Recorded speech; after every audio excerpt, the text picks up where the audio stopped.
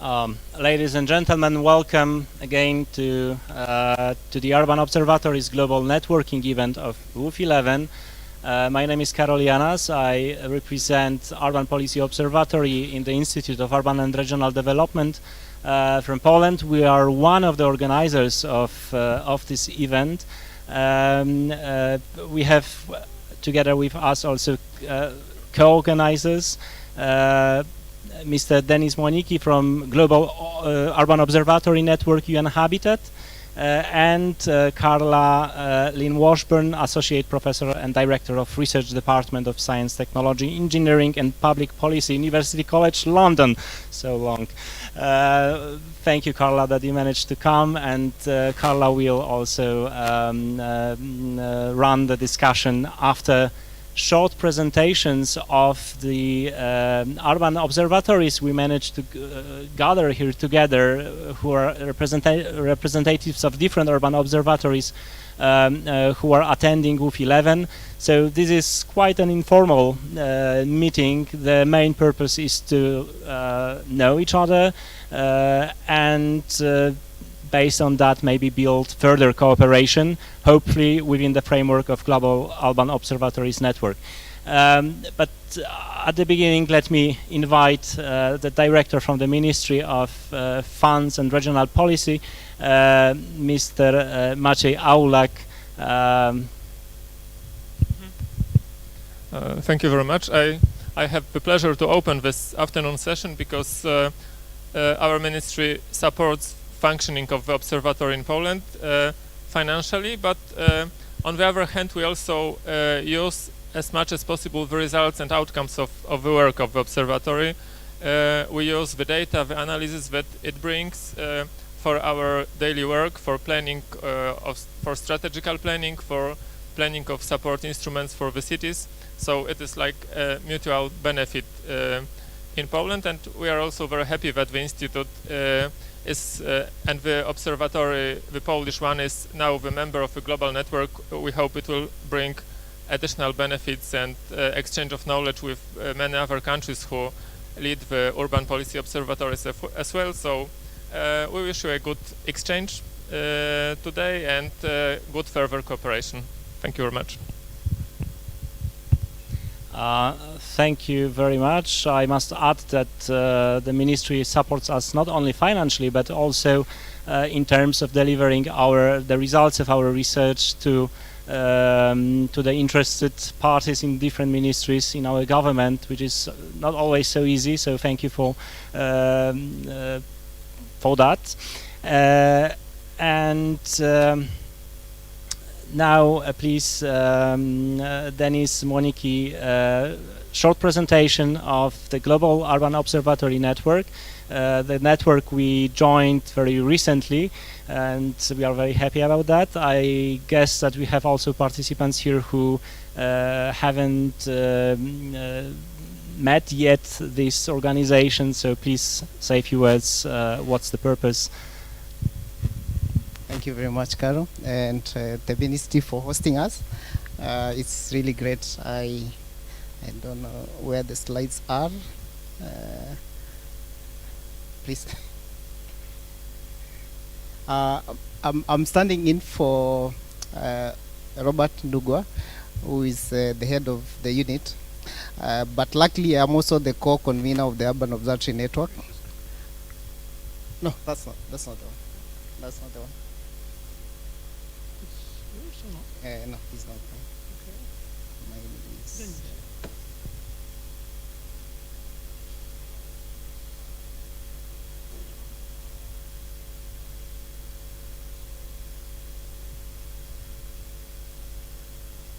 Okay. Thank you very much. I hope everyone can see the slides on that side. You want to move forward a bit? Maybe. I think the wall might be blocking you. These are just a few slides to really talk a bit more about the Urban Observatory Network and what it is, and also what benefits it represents. And this actually, us meeting informally here today is very interesting because it comes just a few months after we had the first global network observatory that we invited for a session last year. We are gearing up to the second meeting, so it's really good also to be able to see everyone after such a long time not being able to be together physically. Okay, yeah, I was just starting to ensure that everyone was able to see the screen. Okay, first, just want to say what we are.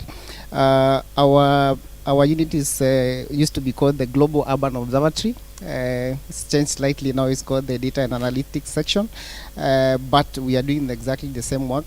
We have different mandates, and our core mandate is actually to support and lead the work on urban monitoring across the world, particularly on urban issues. So we are at UN Habitat. Our section is in charge of data processes. So we also the main unit that leads the work on the SDGs monitoring, but also the new urban agenda indicator frameworks and other related. We recently developed with many partners what we call the urban monitoring framework. So here just gives you a context of some of the things we are doing. Of course, we are responsible for data production, leading statistical work within the agency, leading the global network observatories, and I'll talk quite comprehensively about that. But also developing indicators on urban issues and documenting experiences and different activities around data and urban monitoring. So a bit about the history of the Urban Observatory.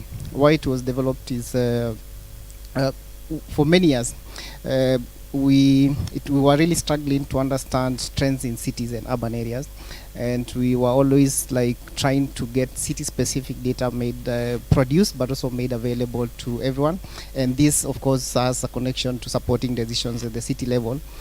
So this challenge was really something that was cross-cutting across cities and countries, and we thought that it was nice to have a central place through which we could support the coordination of urban data production processes at the local level, and this really was what led to the development of this model that we call the Urban Observatory. And of course the aim of it was to assist countries to strengthen their data capacities at different levels to be able to measure performances at the city level.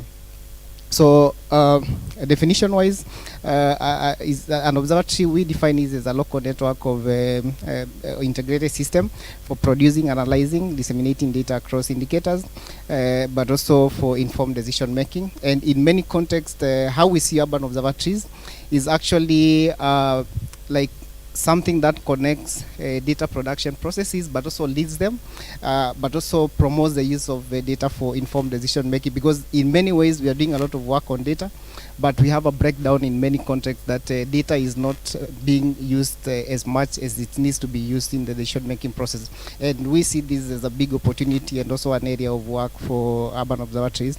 And the observatory itself is not just a website, is actually an entire system on its own that operates with different components. I'm going to show you shortly the 5 main components of urban observatories and how they interact with each other to support local processes on data and also decision-making activities in cities. So just some specific aims that relate mostly to data and connecting that to decision-making process. So the 5 main components that make up an observatory, from at least from the global framework that we developed, the most important one, and that also helps things move at the local level, is the network of stakeholders. I know the Urban Policy Observatory here, Carol, you'll tell me, it has different stakeholders in itself that work together collaboratively, and you're able to really look at different things. Already the ministry, you're already supporting the observatory, and I'm sure you also, beyond the financial support, you're also contributing in other ways to actually make this observatory work, but also picking some of the things that get developed. Within this, of course, you have different parts, and that lead to production of data. So data is the second very important component. I mentioned in the previous slide that the main driver back then was about data at the local level, but when everything works together and then you're able to produce data and monitor trends, then that becomes one of the key mandates of the Urban Observatory. Of course, when you have data, you also need to be able to disseminate it, and here you have a website, or I mean, perhaps not all of them, but many of them have a website where you disseminate data, or even standalone applications that maybe could be on the phones, or that are applied like disks that are installed in the operating systems to really link this. Then importantly is the decision support interface. We mentioned there's the data, of course there's the partners, but also there's that important connection that we need to use this data to actually help inform something, and this interface is actually critical, and we've seen some of that actually get started and collapse because they also don't create this strong connection also to the decision, or produce really amazing information, but this information ends up in the website or in the shelf, but does not really get used, or even support the activities and accountability mechanisms that that observatories also should be able to do. Then there's a very important component also on the support system for the observatory, and this could be at the global level, but could also be at the national level or the local level. At the global level, we provide this support through helping you also connect to other observatories, learn from them, share your experiences. We also provide certification, guidance on indicators, monitoring, but also to connections to specific funding where this is available. So in terms of the structure of operational areas, we have three main types of observatories. We have what we call the local urban observatories.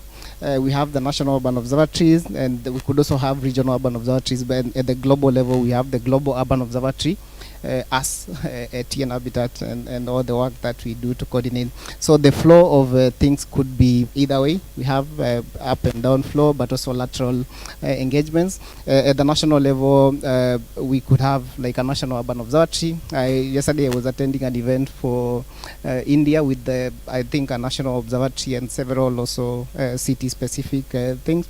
I don't know how the structure is here in Poland, whether it's just the national, but you could also have that interaction where there's the national urban observatory, the policy observatory, but also city-specific observatories that also connect to this.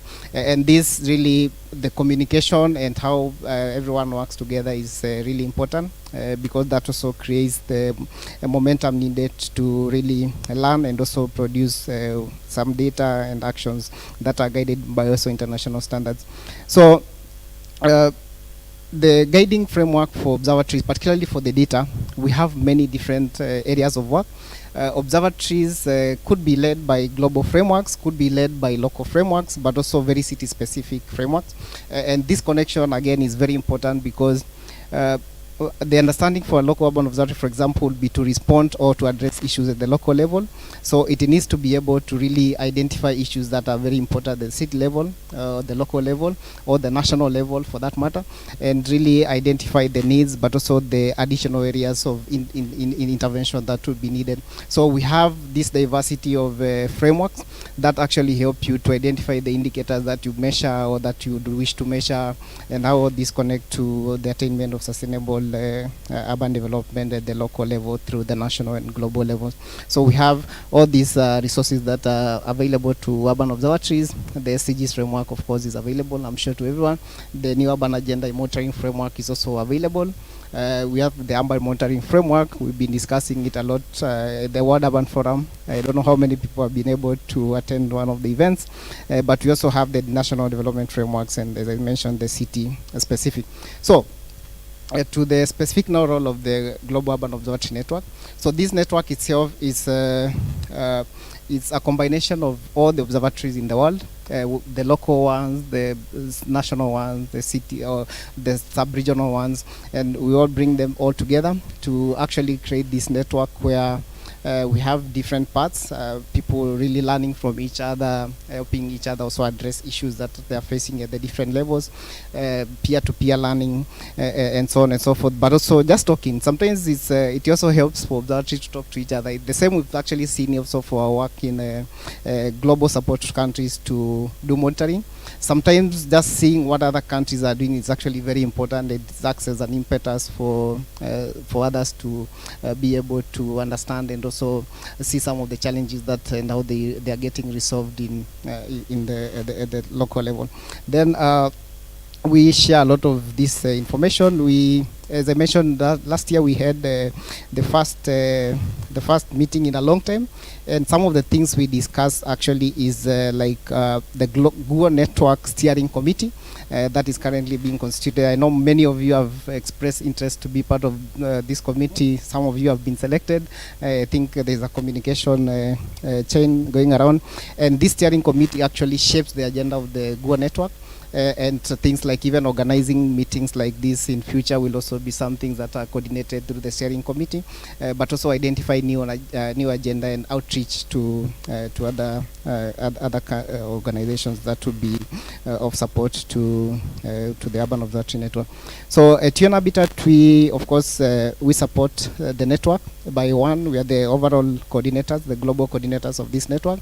So we provide guidance and also act as in some rotational roles as the chair of the network itself. But I think part of the steering committee discussions would be whether we want to have a rotating chairship or to have like UN Habitat leading most of this. As I mentioned, we also support with the monitoring frameworks and making sure that information at the global level also gets down to the national level, but also supporting things to do with like identification of some of the partners that would be relevant for the global level, but also at the country level. Then, importantly, we do certification process. I don't know how many of the observatories today in the meeting today have already received their certificates. Yes, Gauteng has received their certification. Perfect. So we, one of the actions actually we agreed on during last year's meeting was to revive the certification process, because this is important, because it shows one that you're part of a network, but also starts to also go deeper to actually acknowledge specific areas of work. So if, for example, you are doing specific work on urban policies, we also want to have a certification process to say that, for example, the National Urban Observatories assured leadership in the area of urban policies as an observatory. And this, we have different observatories working different things. We have observatories, for example, focus on geospatial data production, and maybe others focus purely on policies and so on and so forth. So we have this also thematic certification process that is also something that is in the pipeline. But for now, what we've been doing is to certify at least the membership to the network, and also encourage as many observatories to join the network as possible and learn. And I'm very sure those who joined the discussion last year learned a lot. Actually, one of the feedback I got was that some of the information shared among the observatories people were not aware of, and there were actually some of them were facing similar challenges, and some solutions could actually come from people talking to each other and having this really communication across the observatory. Then finally, in case anyone here is not already, or in case any of the observatory here is not already a member of the network, we welcome you. I believe my colleague Kevin has sent out emails to almost everyone, hopefully. But if not, you can reach out to me. You can also reach out to us via the email, unhabitatstatistics.un.org. And we also have a guidance to set up on how to set up an observatory. It's a detailed document that describes the different parts and what actions. And of course, we remain always available to support. And I'm sure the entire observatory network will also remain very available to support where need arises. Thank you very much, Kara. Thank you, Denise. And before I ask Carla to present shortly I know that she's involved in the Urban Observatory initiatives at UCL. But before I forgot that, sorry for that. I apologize. I should welcome also participants of the National Urban Policies Program. I can see here the delegation from Iran, the team supporting development of Myanmar National Urban Policy, and Nigeria. Do we have someone? No, unfortunately they didn't. They couldn't come, unfortunately, but we met before online. So Carla, please, a few words of welcome, and if you could say also a few words about ɁYWO initiative.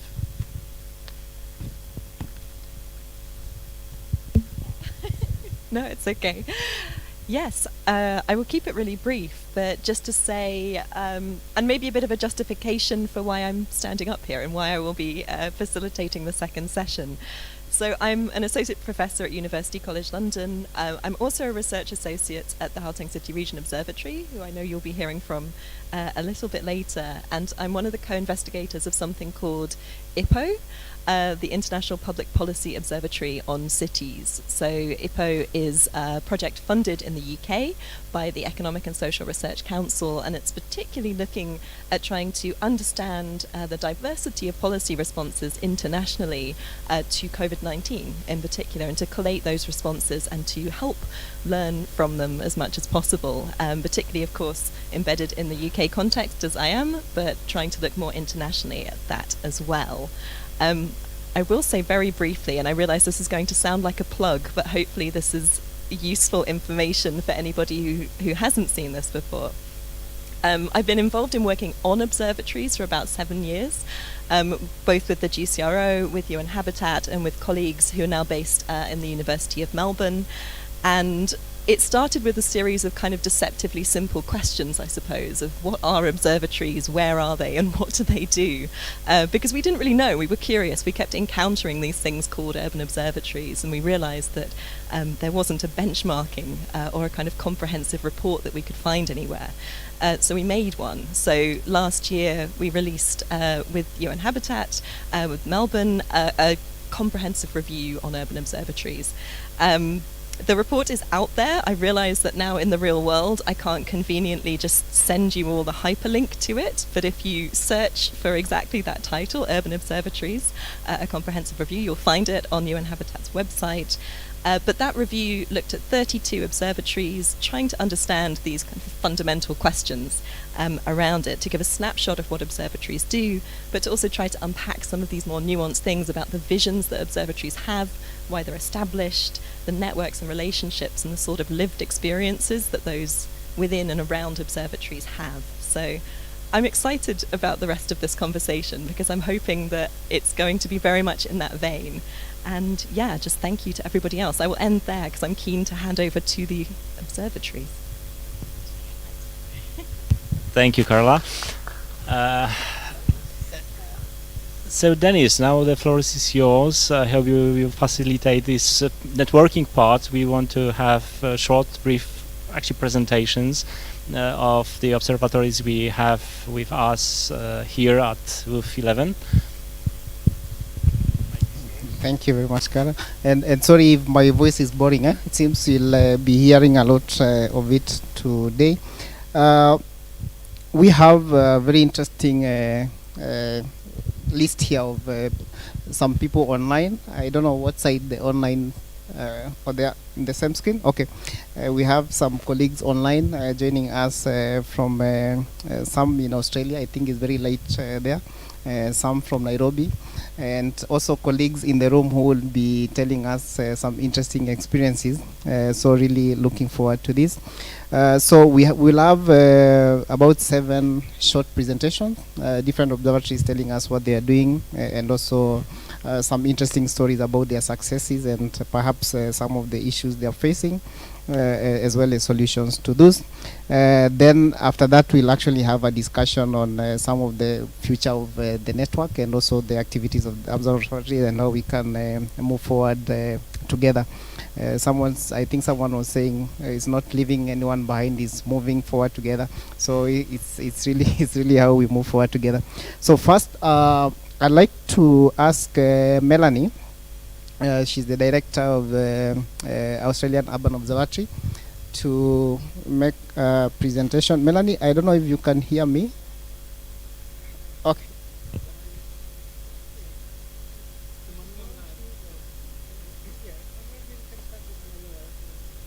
She's not ready? Okay, if Melanie is not here, Emmanuel, I don't know if you are connected or not. I think I saw Emmanuel connected at some point. Okay. Emmanuel, can you hear us? Oh. Then I know the other colleagues in the room, Rashid, Hello? David. Yes. Okay. Hi, Emmanuel. Hi.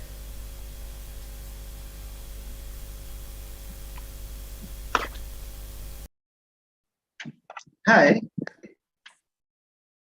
Just 1 second, Emmanuel. Can you hear me? Yes, we can Okay. hear you. I hope it's good. Yeah. Yeah, Okay. it's working, so Go ahead, you Emmanuel. can share the screen now. Yeah, sure. If you want, you can share your screen. I think you should have the rights to share your screen.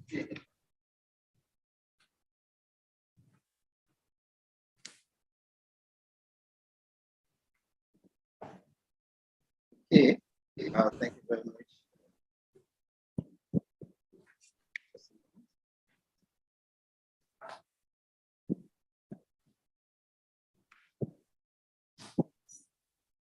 I hope my screen is visible. Yes, we can see your screen. Please proceed. Okay.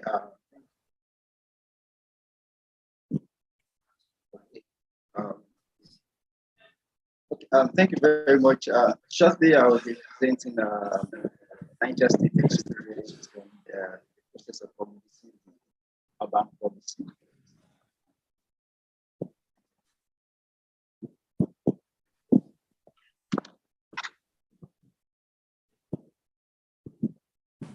Niger State happens to be one of the states. Emmanuel, do you hear me?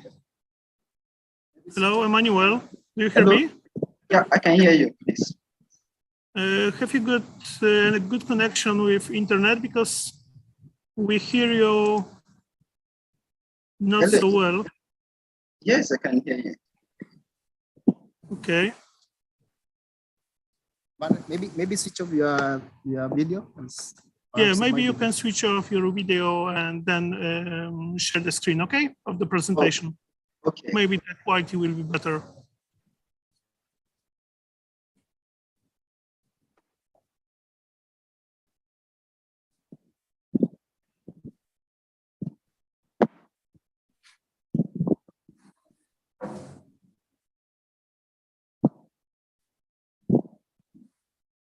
Is it okay now?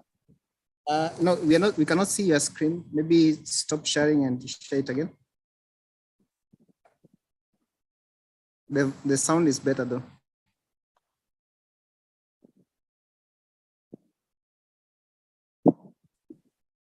Is it now? Can you see the screen now? Not yet. Let's see. 1 second. Maybe it's coming.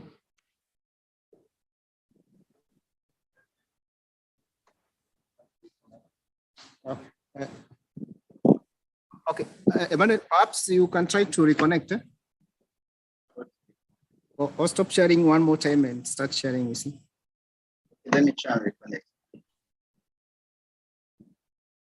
Okay.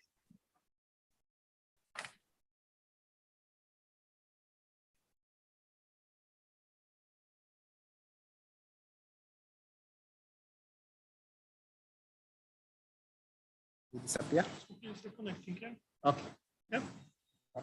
Please bear with us with the technological brilliance. Yeah, we are waiting for him. Okay. It's,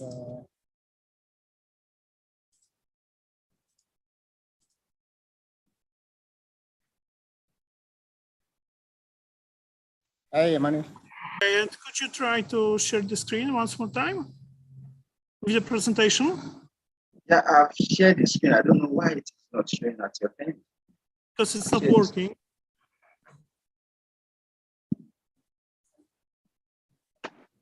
Let me try and share it again.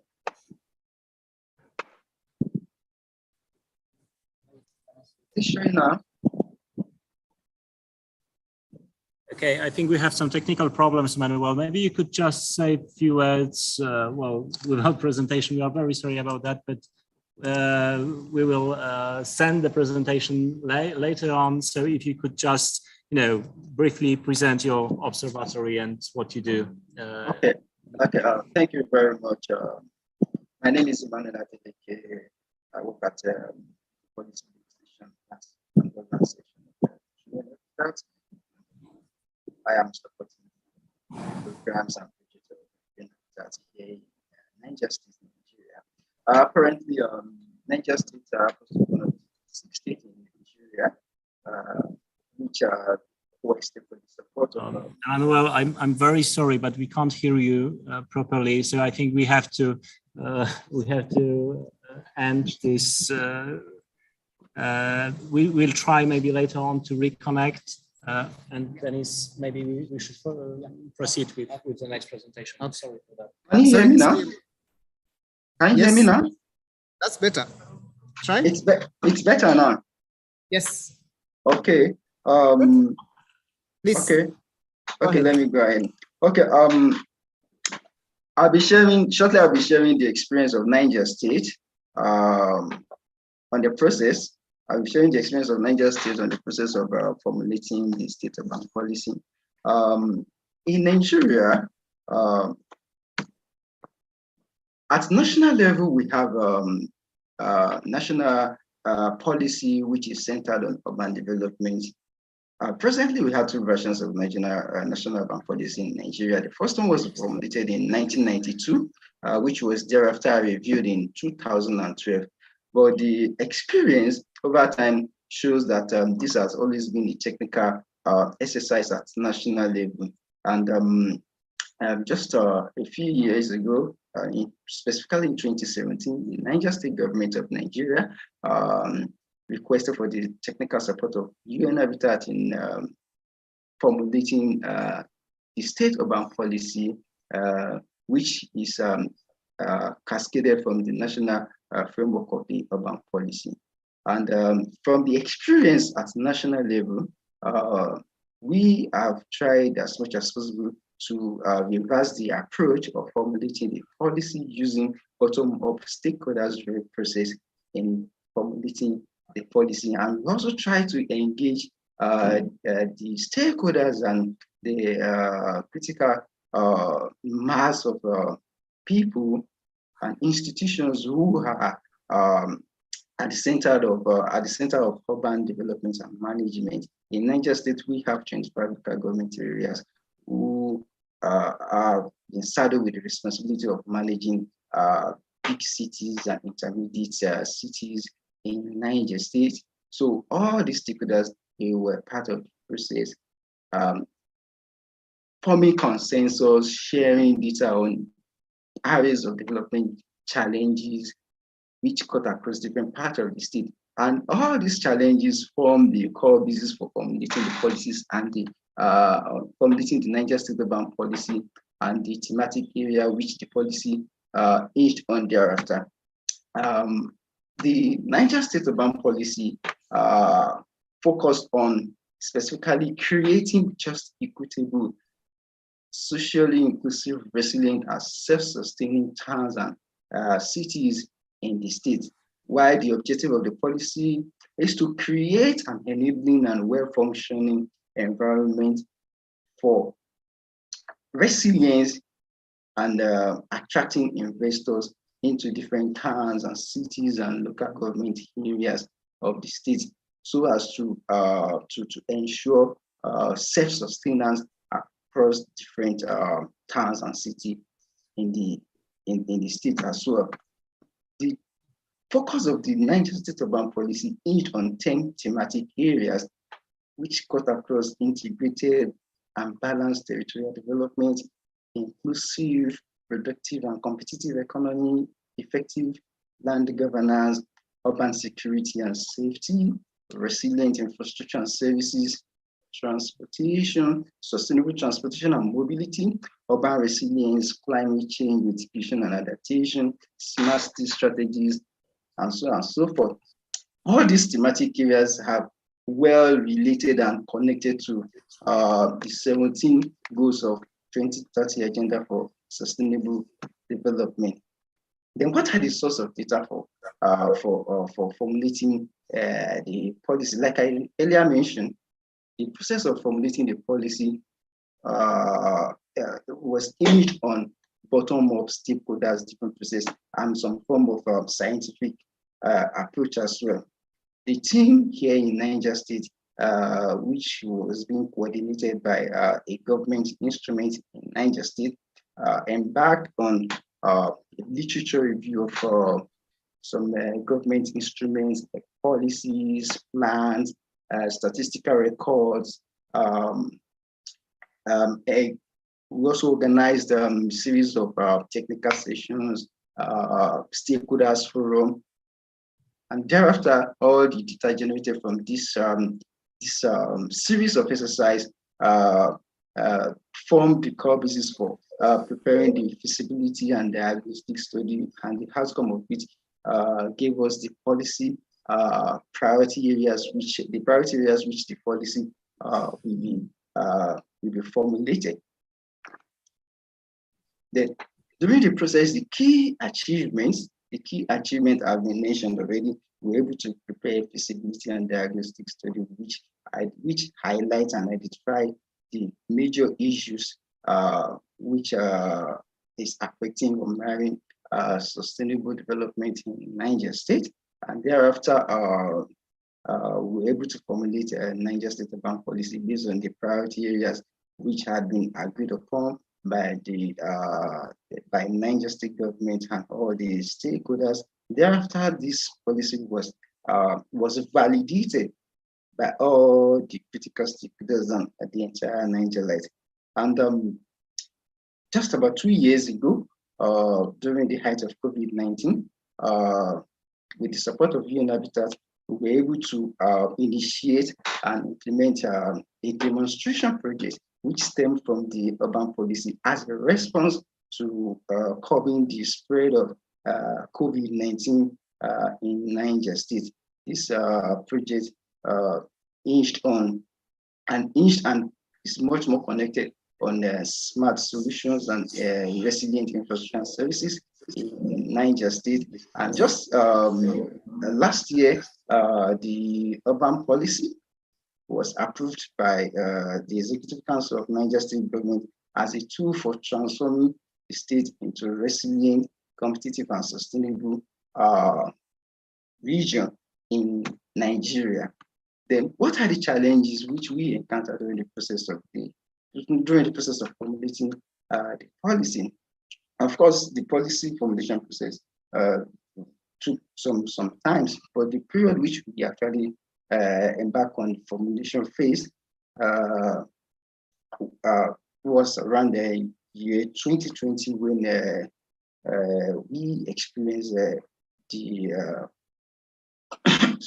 we experienced COVID-19 in Niger State, and this actually affected the pace and the other technical instruments and apparatus which we have set in formulating the policy in Niger State. And also, another challenge which we experienced is the priority of government, because during COVID-19, government had to shift the priority to public health crisis. Thus, we couldn't get required support from government. The third challenge which we experienced during the policy formulation process focuses on weak institutional capacity. We realized that the institutions responsible for urban development and management lack this capacity to even collect and make use of reliable data. So that's really affect some kind of task and steps which we engaged in policy formulation process. And this informed the decisions which we, sorry? 1 minute. Okay, so this informed decision which we use and the approach which we used in collecting the data for the process as we're able to circumvent some of these challenges anyway. Thank you very much for listening. Over, please. Thank you very much, Manuel, and sorry for cutting me short.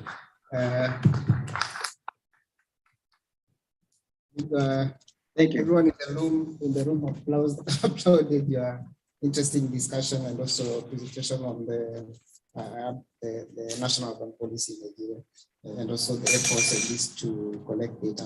Thank you very much for that experience. I don't know whether we have Melanie. Is she? Okay. Melanie is not yet connected, so I'm going to turn to my presenters in the room. Rashid, you are ready? Okay, so we have Rashid Jain, we have Carol, you'll be next. Later. Okay, Carol will be last. David, you are ready? Okay. Then Darina, okay, you ready? Okay, perfect. Then we'll have, Melanie will know if she'll be able to connect after. So David, I will start with first. Rashid is from the Gauteng City Region Observatory in the Republic of South Africa. And I know they've been doing a lot of very interesting work. We also use their maps and really interesting real-time analytics to also showcase some of the potential work of observatories. Rashid, over to you. Thank you very much, Dennis, and thank you, Carol, and my good friend Carla. I'm going to, I know, how much have I ever got, like about 5 minutes or so? Okay. So let me just say that I've just started at the GCRO as the executive director a year ago. But before that, I was on the board of the GCRO on behalf of the Gauteng provincial government for 10 years. So I know it pretty well, and I sort of transitioned into a new role from being a public servant to being a manager of a sort of research data analysis kind of institute. I'm sure most of you can see the presentation over there. So we're just about 14 years old. We were launched originally in 2008, and I think we're kind of a trailblazer amongst urban observatories, right, in many ways.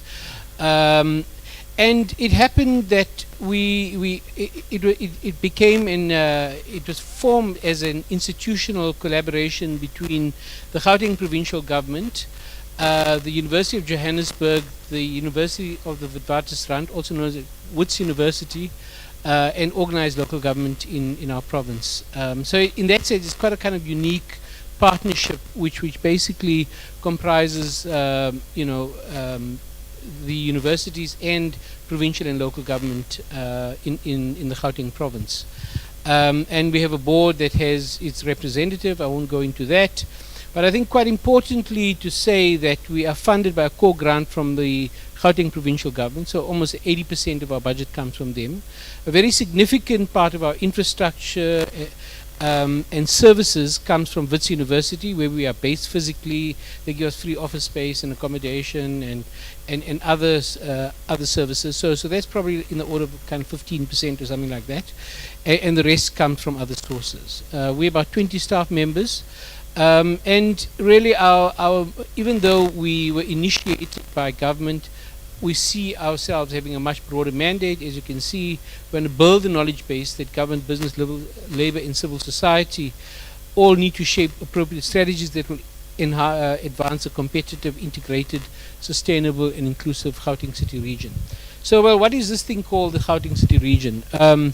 I guess the map's not very clear, but if you look at the darker outline, the border, that's the Gauteng province. Okay, it's 1.5% of the land area of South Africa as a whole.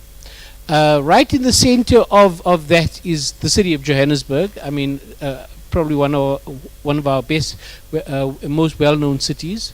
And to the north is the city of Tshwane, also previously known as Pretoria, our administrative capital. And then there are two other districts. There's a third metro, which is Ekurhuleni, which is where our sort of international airport is located. So just to say that, I mean, the Gauteng province alone has got something like 16 million people, we are now 26% of the country's population, and we generate something like 35% of GDP. But from the time that the GCRO was established, there was also always the sense that there's a sort of a wider city region, and you can see like development in dots around the provincial boundary, which articulate very strongly with the core city, with the core provincial government, province, and the core cities in Gauteng, and that will add another 2 or 3 million people, and some significant economic activity. So to the northwest we have the platinum mining belt. To the east we have coal mining belt, and just to the south we have a huge sort of industrial complex in a place called Cecilburg. So that's a sense of what we're thinking about. So we articulating between these different scales all the time. What do we do? So I'm not going to go into detail given the amount of time, but one of the things we do is on-request policy work for government. We do data indicators and benchmarks, and the data is drawn, and I'll show that in a few minutes, but the data is primarily drawn from a huge quality of life survey that we do every 2 years. We do in the last iteration, which was released in September last year, we did something like 13,000 face-to-face interviews. And the reason for such a large sample is we want actually reliability down to ward level, municipal ward level, where you have municipal ward councillors. And so I think and that resource, so we've done it 6 times over, has been an important sort of database, if you like, of understanding quality of life in all its dimensions, including governance, in the Gauteng city region. We do all sorts of medium to long-term research. We also do, a lot of the research is also translated into journal articles and that kind of thing. So our staff also have an academic track in a way. And if they want to move on, they could, they have a quite a good portfolio of academic work as well. So that's a kind of sort of balance that we're trying to strike. Obviously, partnerships and networks being one, and thanks for making us a part of the network, and also, basically trying to bring together government and academia in a single portal. These are some of the research themes. We're asked to talk about themes. I'm not going to go into the detail, but you can see it kind of covers the sort of issues that are covered in WOOF. So everything from poverty, quality of life, sustainability, spatial transformation, and so on. And within each of those themes, we have very specific research projects. These are the outputs and the tools that we have developed and continue to develop. So research reports, occasional papers, provocations, and data briefs. So they're all of different, varying sizes and different kind of focus areas. And so, for example, a data brief will just reproduce data that has been generated and with some kind of analysis and explanation. A provocation is really about trying to sort of throw a bomb and see how it kind of how people react to that. So you get the kind of picture in terms of those sorts of outputs. The one famous thing we have are maps of the month. So every month we produce maps like you see on the left-hand side, and it's usually primary research that we had done, which we basically spatially represent in that way. And we have a huge sort of database, and that goes out. And then we have something called vignettes, which is just to the right of the map of the months, and then various other things like visualizations and other academic outputs.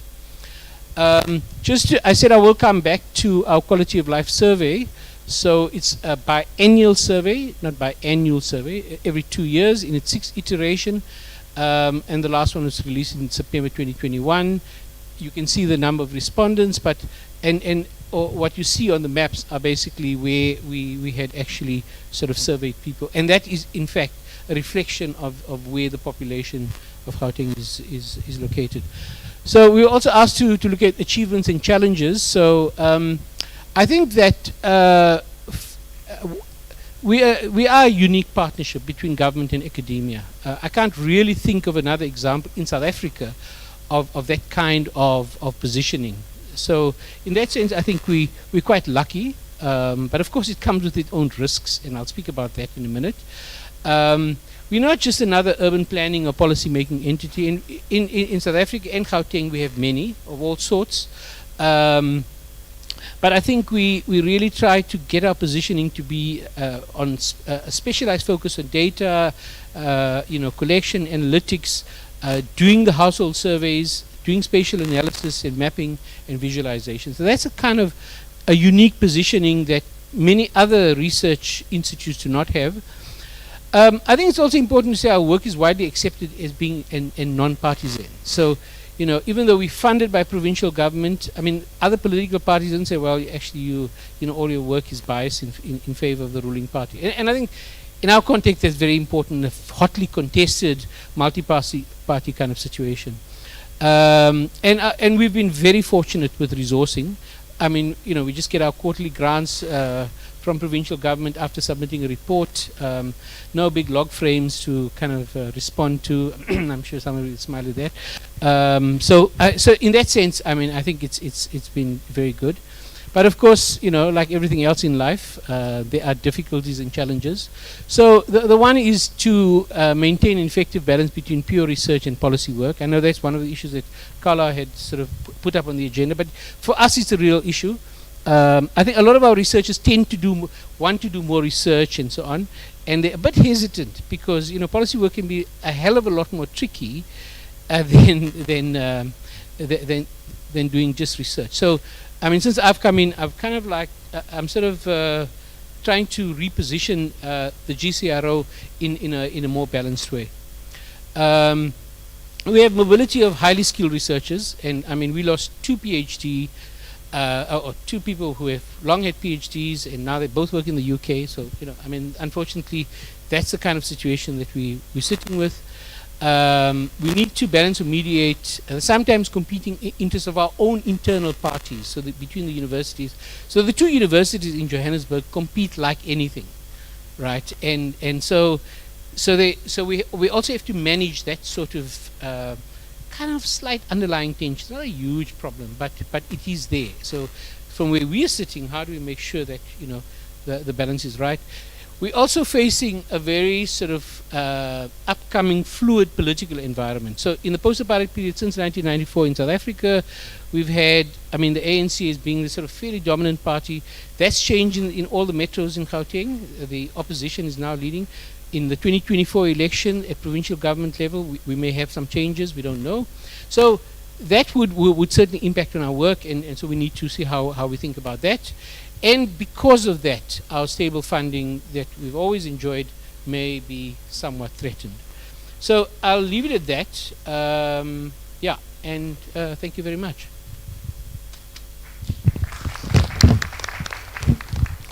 Thank you very much, Rashid, for that very interesting connection. Some of the things I think I was highlighting from the setup, the partnerships to the issues on funding, I think I would not say it better than already as what you've shown us from a practical perspective. Professor David, please come. David is from the Royal Holloway in the University of London. And 5 minutes? Yeah, sure. No, less. Thanks very much, and it's a pleasure to be here. I feel, in one sense, a little bit of an imposter because I'll be talking in the past tense, although I will be explaining some legacy issues from the research center that I directed until its funded life came to an end just before the pandemic in 2019-2020, and that was Mistra Urban Futures, which was headquartered in Gothenburg in Sweden, and worked through multi-stakeholder partnerships both in Gothenburg and in the other cities where we worked. So in some ways actually quite a similar arrangement to what Rashid has just described for GCRO, except that at least one university and one local government organization was the minimum requirement of the partnership. Most of them involved other stakeholders as well, NGOs, some civil society organizations, some private firms, and even provincial level. And in Gothenburg it was actually a consortium of 7 organizations, including the 2 universities, that co-funded with Swedish SIDA and the Mistra Foundation. It isn't or wasn't a conventional city observatory in the sense that most of the others here being represented were, but a research organization focused on urban sustainability. And the crucial point about those institutional partnerships was that the objective was to pioneer and experiment with different collaborative research methodologies under the broad umbrella of co-design, co-creation, co-production, where through a process discussion the partner organizations agreed on research priorities and then undertook to undertake the research themselves, bringing members of their own staff to act as co-researchers. So it wasn't academics doing the research just in the local authorities and using their data, or the civil society organizations. It was actually all of them were co-researchers, and that was fundamental to trying to move away from the conventional expert-led model of knowledge production with dissemination, if you like, towards the idea that if the organizations that are supposed to use the results are actually part of the research process, from the definition of the problem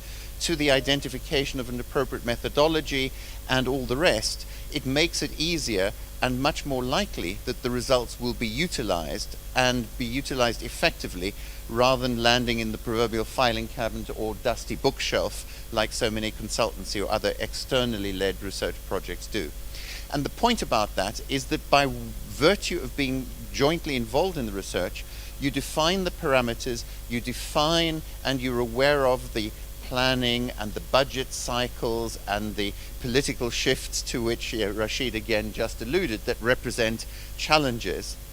And crucially in Gothenburg, probably more than most of the other cities, Cape Town in South Africa being one, a partnership between the city of Cape Town and the African Centre for Cities at University of Cape Town as the anchor, but with the Western Cape province as well to some extent, is that they all agreed on the importance of urban sustainability. And because of the political system in Sweden of proportional representation, they all subscribed to the importance of this as a sustainable institution. And ironically, it was the universities that eventually decided not to renew the funding, even though the external funders and the consortium wished it to continue. So there's a whole interesting institutional political discussion that one could have. But the points for today's purposes, other than what I've already explained, was the idea of methodological innovation, this transdisciplinary, multi-stakeholder partnership using different methods of co-design, co-production, co-creation, which we've written up. They're available open access in a book we published last year on transdisciplinary knowledge co-production. I can provide you with the links. It's published in paper as well by Practical Action Publishing in the UK.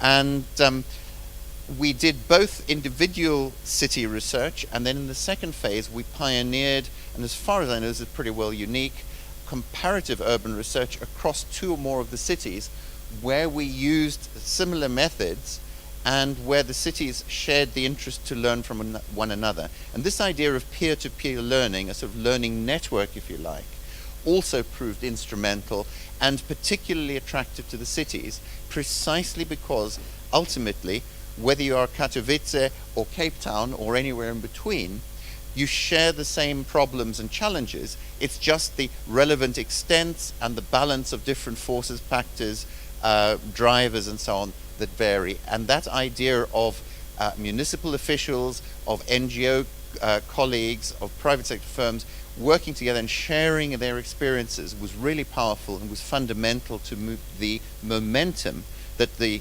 center developed during the final 5 years. In terms of legacies, that kind of output, methodologies, which we've presented in such a way that says this is what we did, this is why we think it worked in these contexts, and this is what you need to do to try to make it locally appropriate in your situation if you want to use these methods. So it's the exact opposite of expert knowledge of here it is, a master plan or a blueprint, take it away and do it, because that is the only thing we can guarantee will not succeed. So here are the guidelines, here are our lessons, here are the contexts in which we've used it, and here are the considerations that you need to think about in order to make it more locally appropriate to your situation. We've also published a large number of academic journal articles, books. Again, they're all available electronically and open access, policy briefs, guidelines for good practice in relation to specific projects in the cities that participated. And all of that is part of the legacy that we continue to work with. And indeed, I'm working with one or two of the leading city networks at the moment to try to give them the benefit of this experience, because they understand the importance of working across cities, of sharing information, and of finding methods that are flexible according to these different situations. But we were not, as I said, a conventional data producing observatory in the conventional sense. I can give you the links to the website, which has repositories of all the outputs and so on. Happy to engage, give you cards if you'd be interested in talking further. But thanks very much indeed. Thank you very much, David. And Darina, please, as you come. It's really sad that the fate of the Mr. Urban Futures, but I think it's also good that you're sharing that the experience is also helps us to learn some of the challenges also to expect in the setup for operational issues of observatories. And David, I also know that you have also a very rich knowledge of how observatories work, and we always appreciate your sharing. Yes. Exactly. We are really happy to always work with you. Okay, so Darina is from the City Institute of in Lviv. Okay. Yeah. Good evening, everyone. My name is Darina Mandava, and I'm head of communication program in Lviv, City Institute, Ukraine. So, next slide. Yeah. About our institutional and organization background.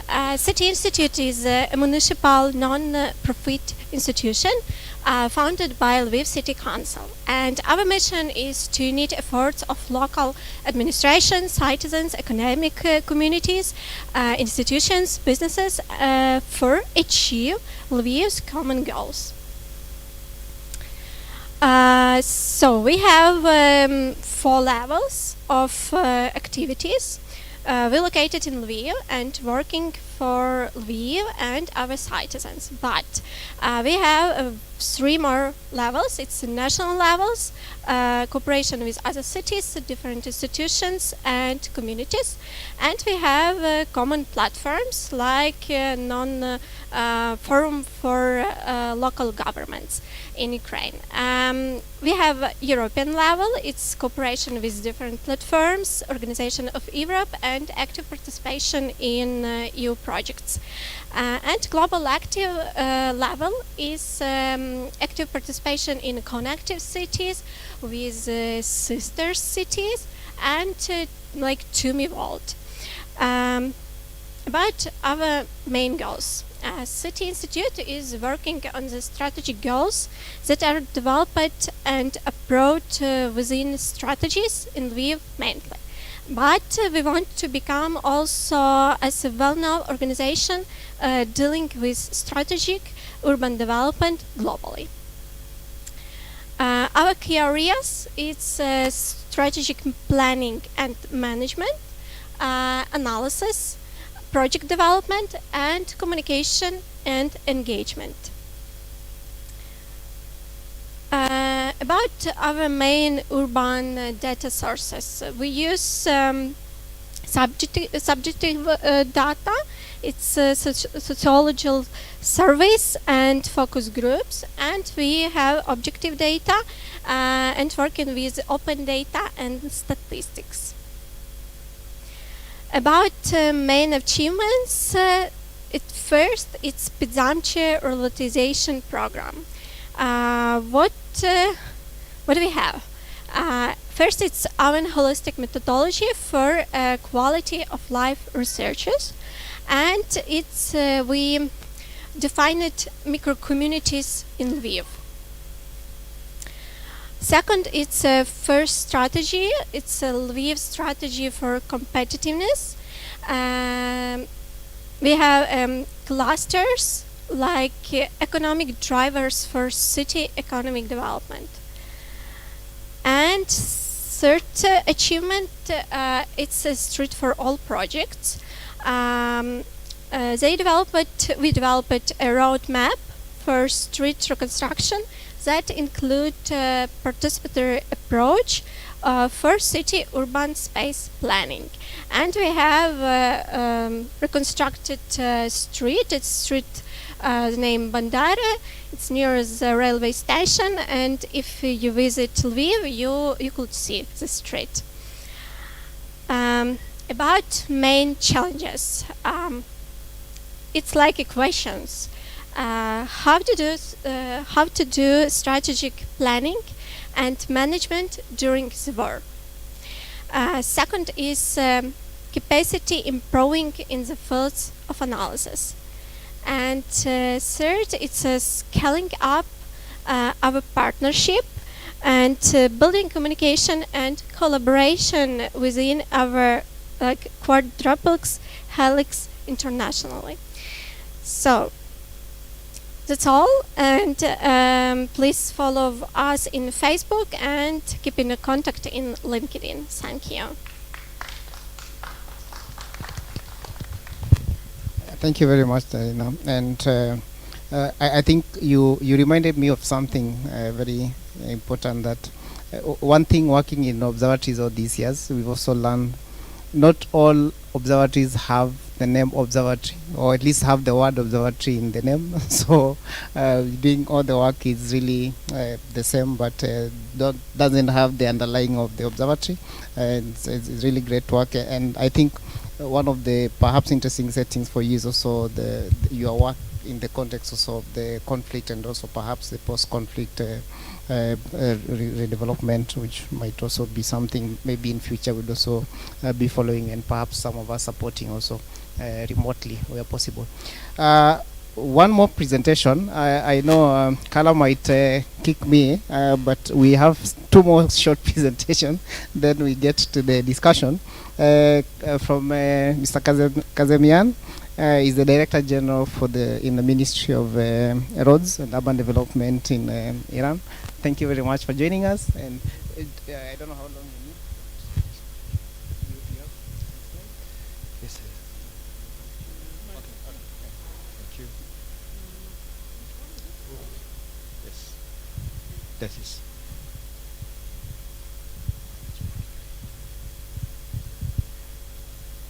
Good evening. My talk and presentation is about experience of Urban Observatory of Tehran. The first, I explain the spatial planning system in Iran. We prepare spatial plans in different levels and various plans. In a national level, we have two plans. The first and older national physical plan and the second national spatial plan that's approved in 2020 and for 2040 horizon.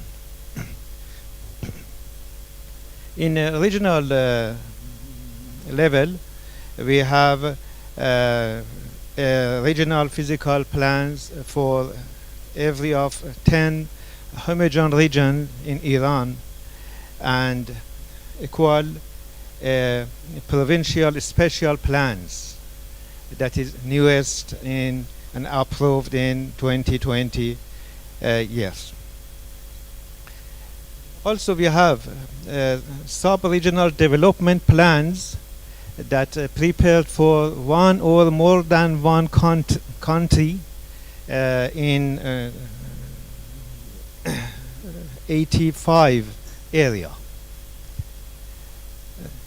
Other level in the regional plan.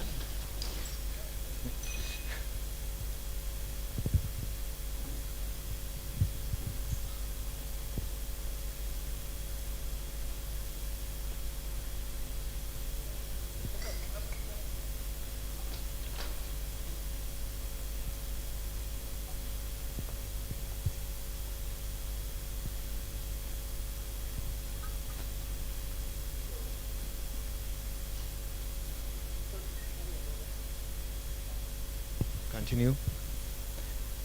The next level is metropolitan region plans for the metropoles and metropolitan regions in Iran. And finally, in local levels, we have different plans, and the famous is urban comprehensive and detailed plans, which prepare for all of cities. And rural area development plans, guidance, rural plans, and other local plans such as new towns, industrial towns, and thus. But the observatory experience in Iran is about the urban boundaries, urban comprehensive plans, and for cities. Other levels we haven't observatory at this time. Tehran Observatory, Tehran Urban Observatory, established in more than 10 years ago in 2011 by a municipality of Tehran as an expert center for gathering, processing, and visualizing of urban data for managers, policymakers, and other relevant experts. The main activities of this observatory are concentrate in monitoring and reporting of spatial physical aspects of city, such as land use, building codes, and building permissions. Thus, this center is more a plan-centered type, instead policy-centered or citizen-centered. Although we have formulated national urban policy for Iran in recently and representation to UN Habitat and WOOF. But this observatory still is a plan-centered for planning control, and other aspects. Of course, we have other experience and assets for many of cities and metropolis, Iranian metropolises, such as Isfahan platform for addressing visualizing of spatial change in accordance to building permissions, and Mashhad with more than 3 million people population, platform for addressing, monitoring, and visualizing of spatial change in accordance to building permissions, and many other cities. In a theoretical viewpoint, if I want explanation, approaches to the urban observatory, I say that urban observatory is an institutional tools and institutional capacity for providing linkage between urban policy making, planning, and implementation bodies to ensure about balance between, first, between citizens and formal urban management bodies, second, between needs and priorities of private and public interests, 3, between plan, city, urban, and citizens, 4, governance of urban information, and 5, observing will be answered that why, who, where we will be observed. Challenge with emphasis on our experience are first, over-concentration on physical criteria and indexes and less attention to socioeconomic index. Second, over-concentration on legal city boundaries and less to pre-urban suburbs, regions, and others. 3, weakness in institutional capacity and managerial willingness as a main factor and challenge. And 4, regulatory and administrative process for observing criteria of data information governance, such as methods of gathering, accessibility, and other words. Although we have an act for free access to all of information in Iran in urban areas. And my achievements and opportunities that are first, understand the necessity of guiding and centralized data in a unified center as Tehran Urban Observatory. Second, establishment and promotion of specialized startup and companies in the field of urban ICT.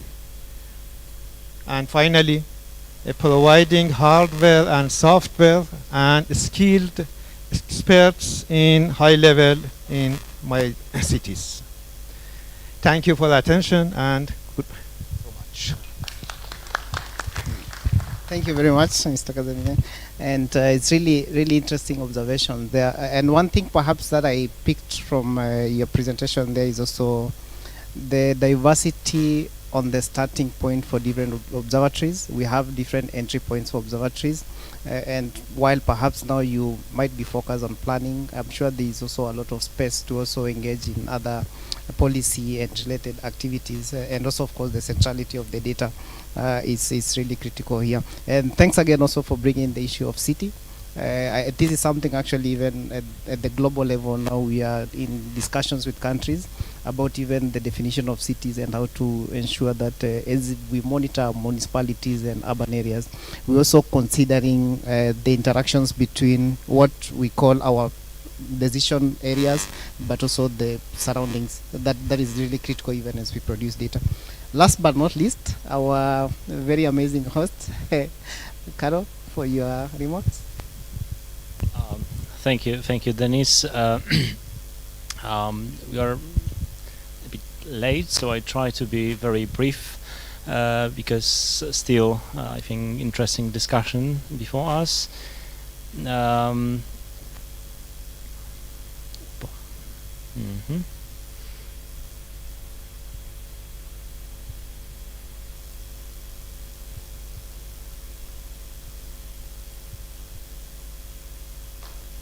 Thank you. So our Urban Policy Observatory, at the beginning, few words how it started, because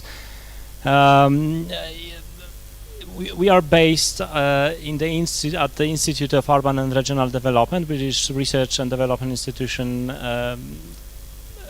advisory body to the ministry also, but working pretty independently. And our idea to establish observatory started with the implementation of the first explicit national urban policy in Poland in 2015.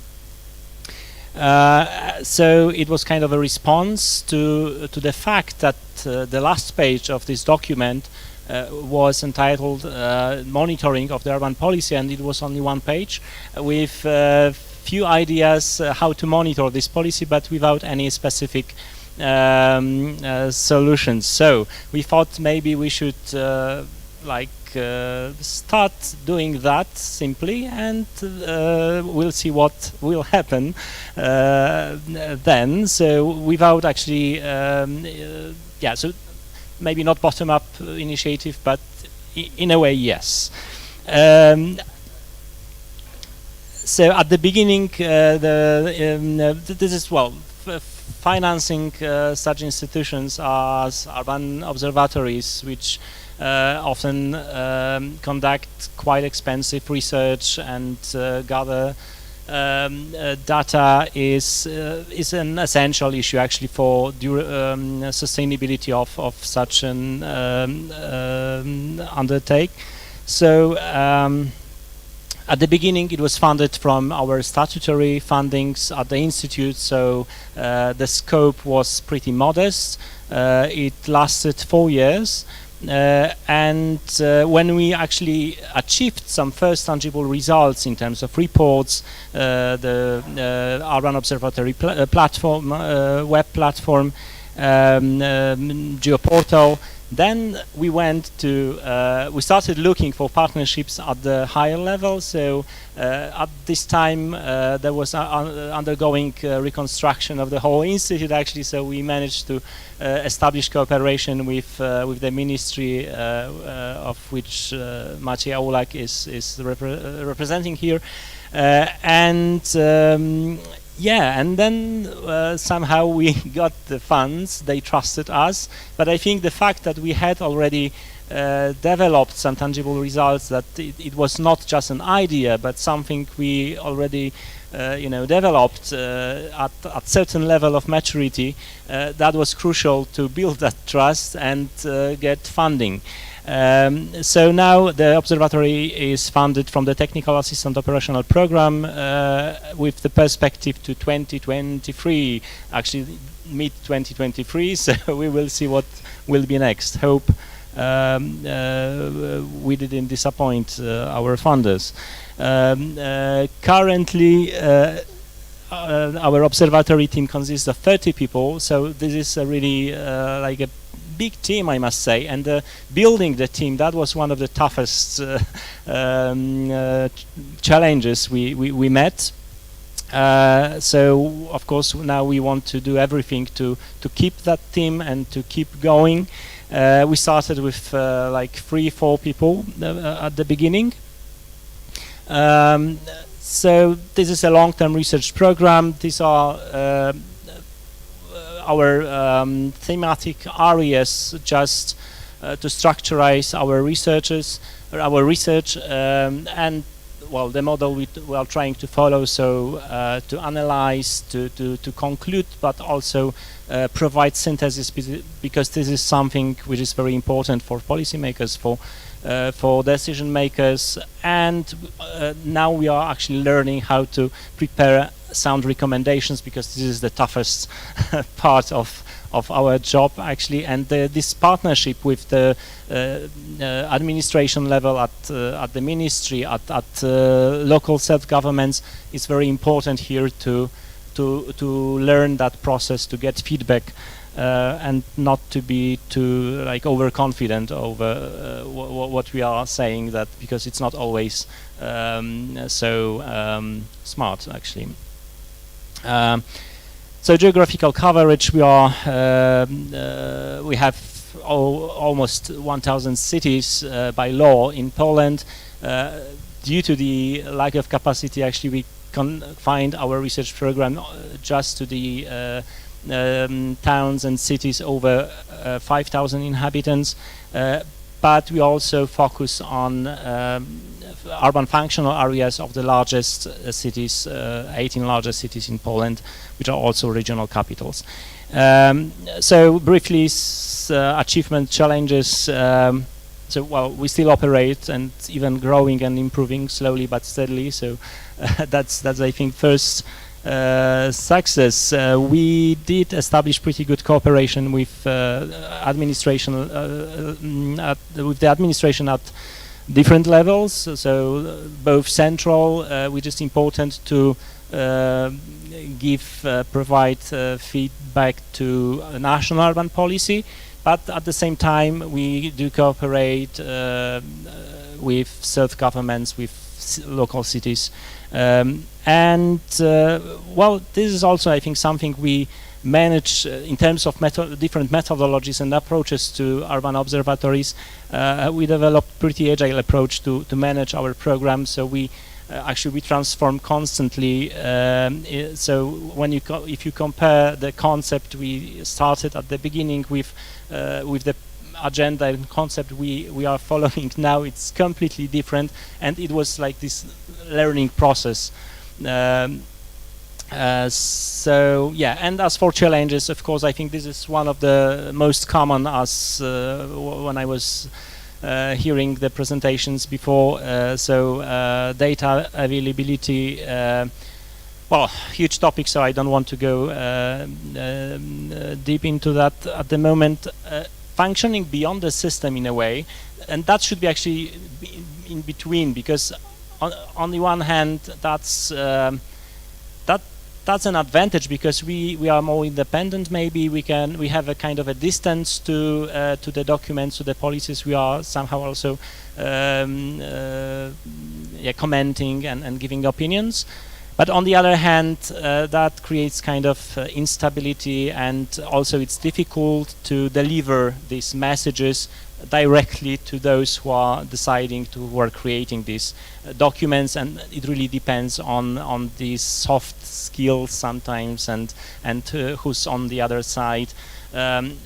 So probably being more connected to the government, to the ministries, might help in that process, but well, not necessarily.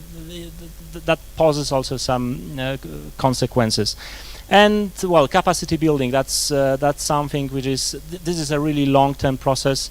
So this team of 30 people whom I'm working with, but also the team of dozen other people we are cooperating beyond the institute.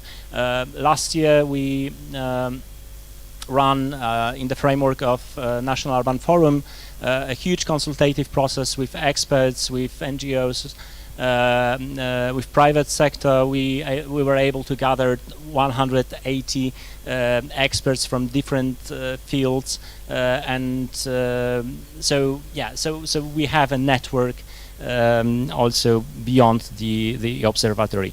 So that's briefly about us. Thank you very much for attending our event. And now I give floor to Carla to run the discussion panel.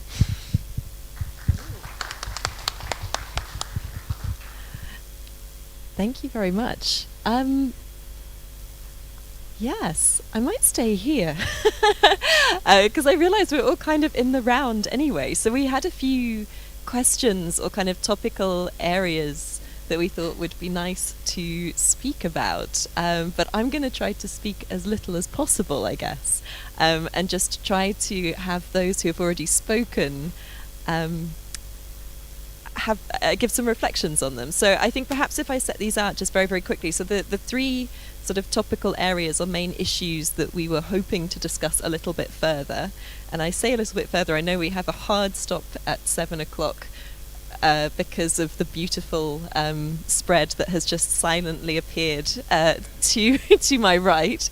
So we will make sure that we stop at that point. We have about 20 minutes. But yeah, the three topics that we were hoping to spend a little bit of time on, the first being looking at, I suppose, the challenges and opportunities, as many of the observatories have already set out, of getting globally comparative data and reliable data on urban development. So particularly within the framing of the urban monitoring framework. And I'm looking for Dennis, because you may want to say some additional words on this, or you and colleagues may want to give a little bit of additional framing on what you mean by the urban monitoring framework. And I know there were particular questions there around how useful things like GIS and remote sensing can be for this. Should I run through all of them and then we can come back? The second is around the balance between normative and advisory roles for observatories. And again, I think all of you have touched on this already in your presentations to some extent. And this is the grappling that different observatories have had, perhaps either from the beginning or at different points in their history due to the way that they have evolved, from being perhaps something that generates data to something that's asked to give recommendations, and that being a fundamental element of what you do, and actually being a very different orientation, both in terms of your practical, in terms of your methods, and in terms of the kind of skills and practices that you then have to embody as an institution. And mutual learning, know-how and support was topic 3. And I know actually Dennis has spoken a lot about this in terms of the Global Urban Observatory Network, the steering committee, etc. But it would be good to reflect a little bit more on that as well, about what would be useful for those in the room. But perhaps if we can come back to one first. So the first topical area was around globally comparative and reliable data. And Dennis, I don't know, I'm putting you on the spot, but did you want to say a little bit more about the urban monitoring framework?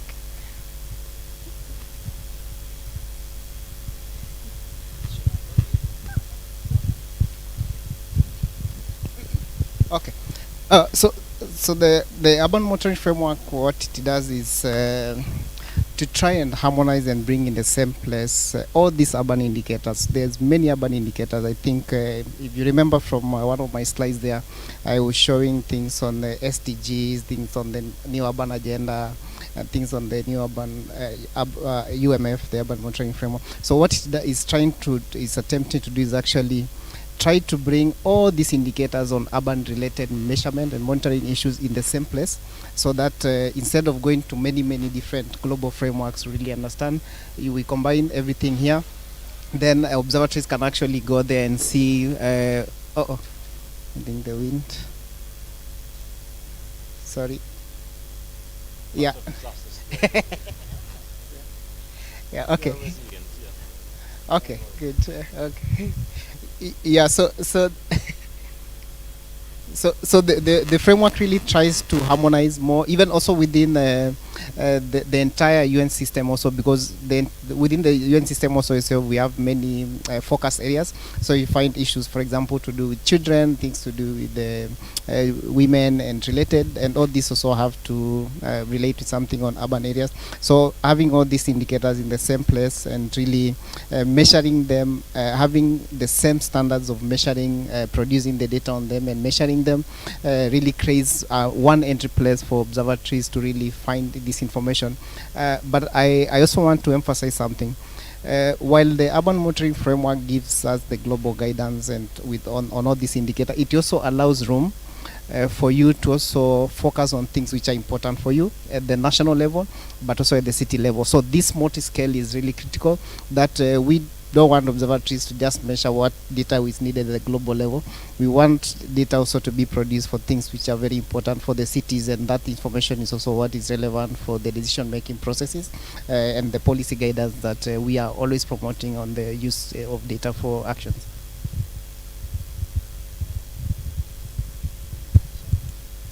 Okay, so the next one here was about the extent to which GIS remote sensing is a game changer here. Perhaps one of the things you will realize in many of the presentations I've seen here, I've seen a lot of beautiful maps, a lot of interesting analytics, and I think already we are doing great in this area. Luckily, I am also in charge of integration of Earth observation and geospatial information in monitoring urban trends. And one of the things we are thinking and consistently doing is also resolving one of the problems I think every presenter has talked about, that of capacity. And the use of geospatial information and Earth observation products is actually today, even within the SDG 11 monitoring, is actually the one that is helping us to produce the most amount of data. So these technologies also really being available to you and you using them to produce also data and understand also from a spatial perspective the relationship between the data and statistics to actually what is happening on the ground. I think this is an important missing point usually in what we do. And having, I think, a lot of people already in South Africa and I think even in Ukraine producing data, doing surveys and relating this and showing them in maps, I think it adds a lot of value to show the gaps that are existing and also where maybe investments would be needed. And this, even when the focus is not purely on implementing policy or supporting policy processes, I think the power of data here that observatories are producing can actually create this important link between showing what the data says, putting it a map and showing here is where you need to invest, say in an open space, or here is where you need to invest in something like public transport, or these are informal settlements based on the data we produce and you need to act on this one. And that really acts as not just a data production tool, but also a way to also present this data and push for action at the local level.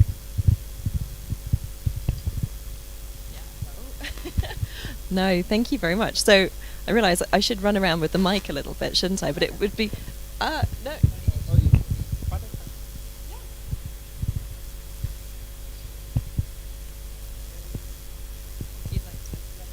Yeah.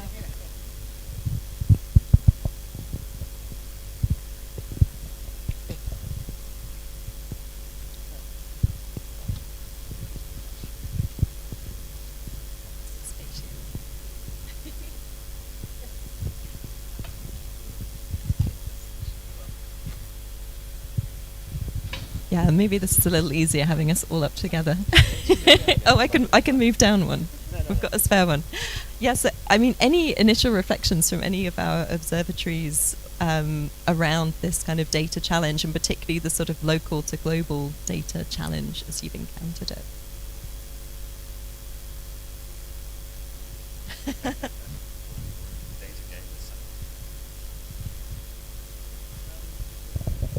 Well, okay. I think the one issue is obviously the plethora of requirements from a multiplicity of levels in relation to production of data. So this global framework, the urban monitoring framework, I think is pitched in a particular way. But I can tell you, as a former public official, that there's a very great emphasis politically on kind of data at a particular level which is specific to your context. Now I know you made the point that actually do that as well, but I think the one difficulty is just I'm just raising the question of getting completely overwhelmed by all of these requirements, and I think how does one sort of try and get that into a much more manageable way. So for me, I'm not raising a solution, but I'm just saying that that's one of the sort of key problems that we actually face. I mean, just to be a little more specific, I mean, when you think about, say, data gathering, there are things which can only be collected at a national level. So, for example, like economic growth, which might happen in a region, but I mean that data is collected nationally by, in our case, our Reserve Bank, but it's not really disaggregated to the level that is actually required. Okay, but we need to understand, because there's a big imperative in South Africa for inclusive growth. Okay, so if we want to understand how that's happening, you know, what do we? So there's I guess the point I'm making is that the fragmentation of data collectors. We've got National Treasury in South Africa. We've got the National Statistical Agency. We've got the GCRO. We've got private providers and so on, all in all sorts of different things. And I think trying to marshal that stuff becomes quite difficult, because ultimately what the politicians are looking for at different levels is that other policies that they're actually putting into place making a difference in terms of health and education and social development and roads and public services and blah blah blah. So I think it's a very difficult thing. I mean, so I don't think a solution, and I mean with due respect to UN Habitat, but one kind of instrument is going to solve our problem, the UMF.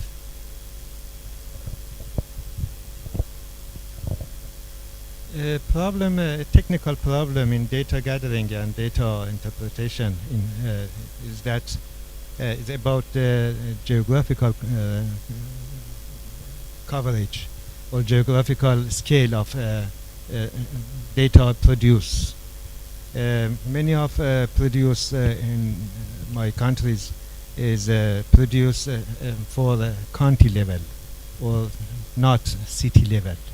It is a technical problem that is because I don't have exact analysis of urban change, urban evolutions and other aspects.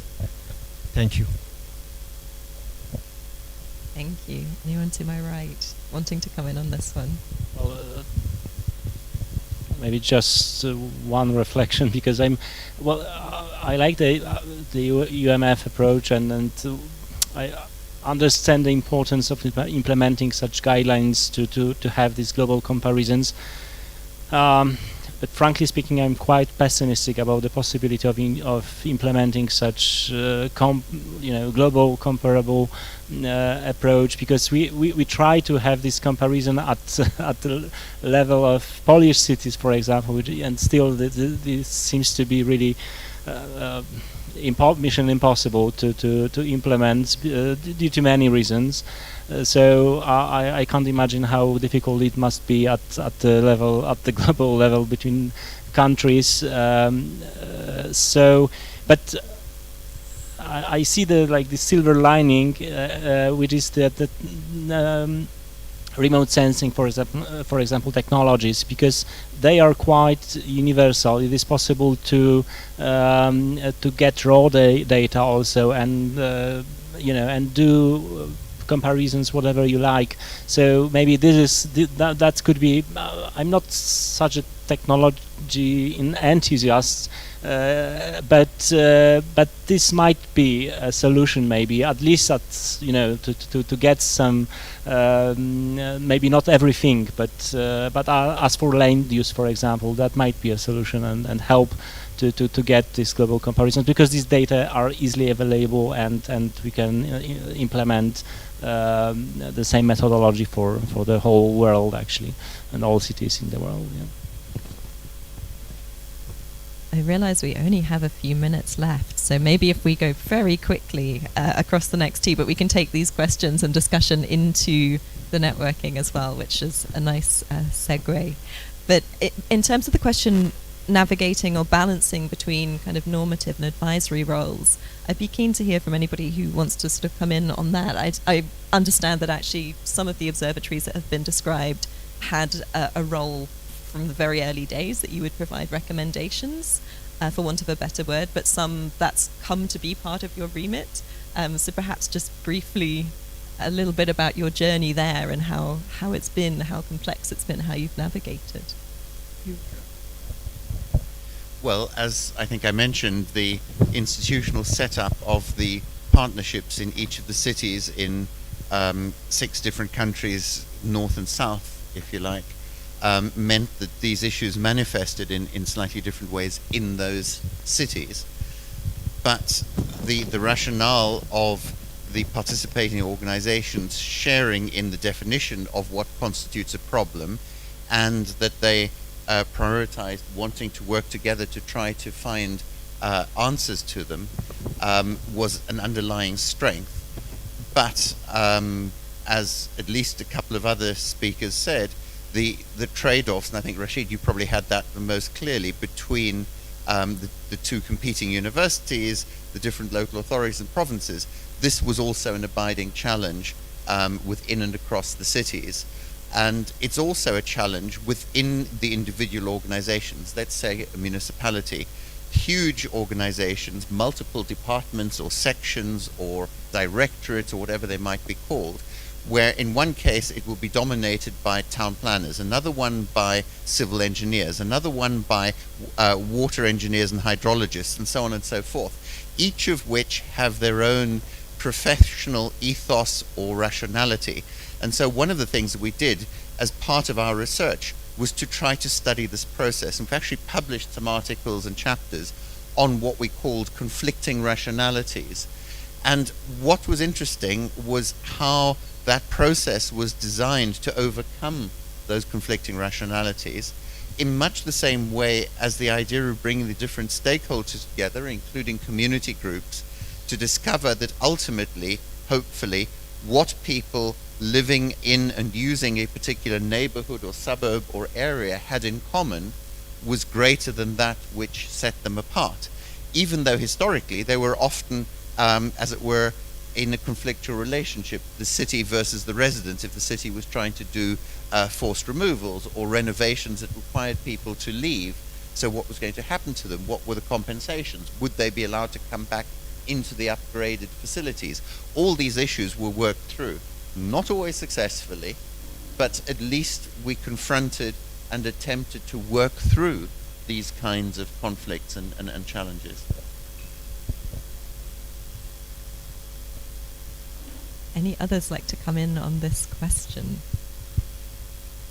Maybe. Okay, sorry. I mean, I did make the point during my presentation that we do, I mean, so it's kind of like a practical issue in the GCRO context about what is finding the right balance between doing policy work and doing research. And I mean, the thing is that the researchers want to do research because that's what they've been employed for. I mean, they don't really see themselves as policy analysts, and maybe we need to employ policy analysts. But I think that, I mean, for me, it's a short skip and a jump to get into that world once you sort of. So it's not just about understanding the world, but how do you change it, and how do you, I think that's the fundamental issue. And I guess it's the one thing was your point about co-production. So we quite like the idea. I mean, some of my colleagues, the colleague over there is from the Gauteng Department of Cooperative Governance, for example. So we're going to work with some of the departments around particular projects, get them involved. So we bring in a particular kind of expertise, they bring in another expertise. So we quite like co-production as an idea. It hasn't really worked. Well, not entirely true. I think during the COVID period, there was quite a lot of collaboration. But there was like sort of, we were all in this kind of, all hyped up, working for a common agenda. And as the COVID thing started going down, sort of dissipated, you see. So, but I think, so we need to find mechanisms to ensure consistency in that regard and build it up over time. So we're not going to do 180 degree, but kind of shift it strategically.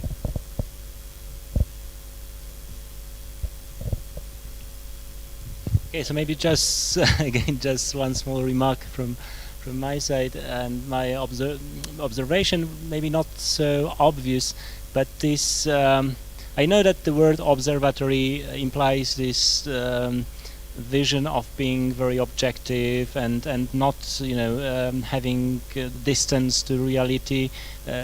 Maybe advise a bit, but sometimes such are expectations that, well, you just observe, say what you see, and we will do the rest. Yeah, but from my personal, but also I think the experience of my team, and I guess this is also the case of City Institute, because we talked a lot about that question of motivation. What motivates us actually to observe, to do research, and this is also the desire to have to change reality, to have impact on something, right? So there is a conflict between these roles, let's say, being an objective observator and the desire to change something, right?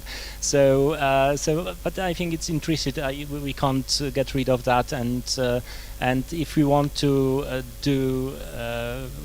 follow and go further, we must have that motivation with us, because, well, at least me, I can't imagine doing what we are doing without this dream to change cities, right? To have at least kind of small impact on reality. Thank you. I wonder. I'm going slightly off the topic, if I may. But I mean, I was struck by what Dorina was saying earlier on. I mean, she gave a presentation about, it was just like the last thing was the sting in the tail, which, well, we've got war, right? The rest of the presentation wasn't actually about war. So I mean, I think that the context within which you're working, and the data collection, policy making, is surely impacted by all of these disasters. COVID had a huge impact. The war in Ukraine, no doubt, has a huge impact. So I mean, I think that is another sort of dimension, because if I look at the proceedings of WOOF so far, huge emphasis on emergencies, So how does one think about the role of observatories in the context of emergency? So just to throw that out there. Thank you. And I was struck that Marina, Daria's surname is close to Mandela. I'm waiting for somebody to cut me off because I know we've reached time. So I wonder if we should draw it to a close at this point. But I think those were very good ending thoughts to take us into a bit of a discussion in the networking. I realise we have arranged for the thunderstorm to start just now as well. So you have to stay with us for the next little bit until it finishes. But thank you very much to everybody on the panel. Thank you to everybody for joining in the audience. And I'm sure there are people I have forgotten to thank. Carol, is there anyone else that I should? I think, well, let's thank you everyone.